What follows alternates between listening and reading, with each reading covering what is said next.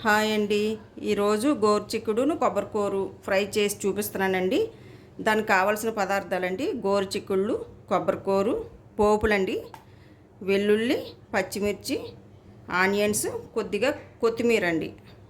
మనం ముందుగా గోరుచిక్కుల్ని ఉడకబెట్టి పెట్టుకున్నానండి. ఇప్పుడు స్టవ్ వెలిగించుకుందామండి. స్టవ్ వెలిగించుకొని కళాయి పెట్టుకున్నానండి. ఆయిల్ కూడా వేసుకున్నాను. ఆయిల్ హీట్ ఎక్కాలండి. ఆయిల్ హీట్ ఎక్కింది. పప్పులు వేసుకుందాం. తర్వాత వెల్లుల్లి, పచ్చిమిర్చి,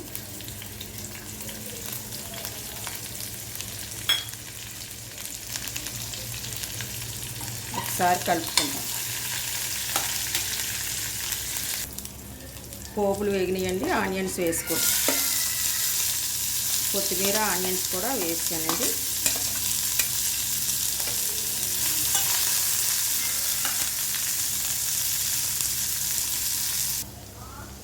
కొద్దిగా సాల్ట్, కొద్దిగా పసుపు,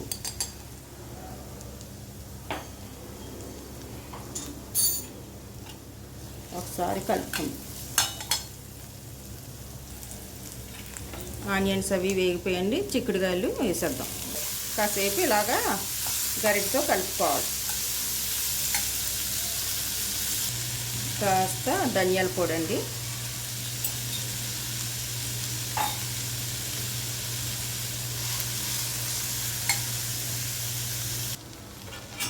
చూసారు కదండి, ఇదంతా ఇలా మగ్గిపోతుంది. లాస్ట్లో మనం కొబ్బరికూర వేసుకుందామండి. దగ్గర పడుతుందండి.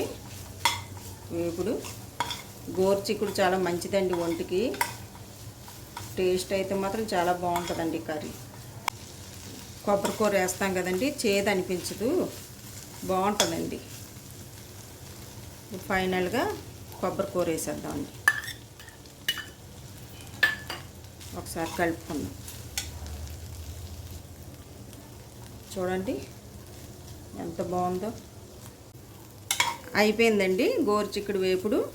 మీకు గనక వీడియో నచ్చినట్టయితే లైక్ చేసి సబ్స్క్రైబ్ చేయండి. థ్యాంక్ యూ అండి.